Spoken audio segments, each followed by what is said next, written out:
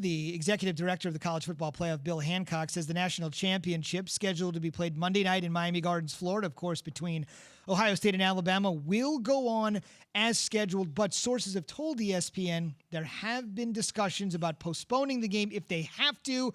Position group outbreak of the coronavirus on Ohio State. They could move the game to Monday, January 18th, which would be just simply 1 week after the scheduled date. Should they, in light of this news, push the game back? Waited the whole year to see a game of this magnitude. I would like to see both teams at full strength. Now, whether you deem another week allowing Ohio State's position group to get to full strength is still up to be decided, because who knows how long COVID can actually last in their systems or if other players get it. But still having another week of buffer time to potentially have the game at full strength. We went through the whole year to try to get to this point. I don't want to see a team half strength and then the blowout. That's not what we fought to get all the way here. Let's talk about it more with ESPN college football writer Heather Dinich. She joins us on the Goodyear Hotline. She's also the playoff reporter for ESPN, and here we are, one game to go. She's brought to you by Goodyear, helping you discover the road ahead. Goodyear, more driven. Jay with some really good rationale there with his logic. Right to the facts, though, Heather. What are your reporting telling you about the latest on the national championship game being played as scheduled Monday, January 11th on ESPN? Well, as of right this second, all parties involved, from Ohio State to Alabama, the college football playoff, they want to see this game played as scheduled. Ohio State Athletic Director Gene Smith said yesterday that that is exactly what they plan on doing. A school spokesman told me that as of right now, Ohio State is planning on landing in Miami at 6 p.m. on Saturday. They had a regular practice on Tuesday. Ohio State coach Ryan Day spoke to the media on Monday and gave no indication that any concern was happening. He did mention the coronavirus and said it's a struggle, but it has been for Ohio State all season, as you guys know. So Bill Hancock told me, Alabama officials said the same, SEC Commissioner Greg Sankey told me they all want to see this game on January 11th, and as of right this second, that's when it plans on being played. Well, what would it take to postpone this game, Heather?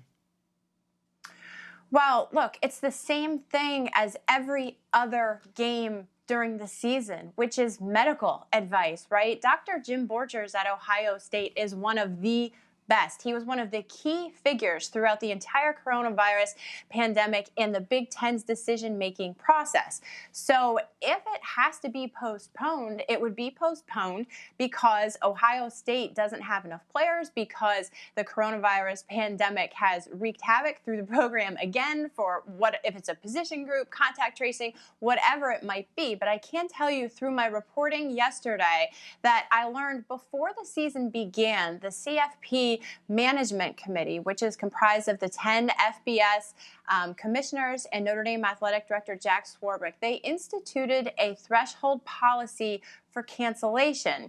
And I'm going to look at my phone because I can tell you exactly what it said. It said an institution may postpone a game only if it has fewer than 53 roster players available to begin the game, with the following minimum number of position players: 7 offensive linemen, 4 interior defensive linemen, and 1 quarterback. That hadn't been made public before. I thought it's interesting because it is a CFP threshold, which is similar to some other FBS conferences, but different from what the Big Ten followed throughout its season, which was testing positivity rates.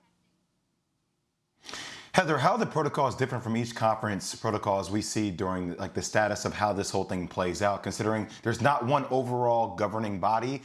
Each set has their own different set of protocols. So what you're saying is, where are you, NCAA leadership, right? Right. That's right. Yes. You know, I mean, it is the same thing we see within our country, which is state by state, county to county, right? It's at the local level. And that's college football is a reflection of that. It's exactly the same. And so for the most part, you have similar testing procedures. The Big Ten and Pac-12, as we know, had daily antigen tests. Not everyone had that. Everyone has confirmatory PCR tests. I can tell you that Ohio State this week is continuing to do its daily antigen testing. I don't know when its last tests will be or when those results will be available. I would assume, as they have done all season, they would do confirmatory PCR tests before getting on the plane for the national championship game. But yes, guys, it varies. It has varied. And I think that's just it's a reflection of the conferences doing what they think is right. I will point out, remember earlier, the Big Ten did truncate its requirement of 21 days for athletes who test positive to 17 days. So that has been a factor for the Big Ten championship game or for the semifinal and possibly now. So I don't want to speculate on exactly what it might be within Ohio State's program. All I can say is that sources have said there were issues within Ohio State that did cause those conversations, at least initially, to talk about possibly postponing. But as of now, we're on track for January 11th. Heather, very quickly, what's the latest on Justin Fields? We got like a minute, Heather, maybe 30 seconds.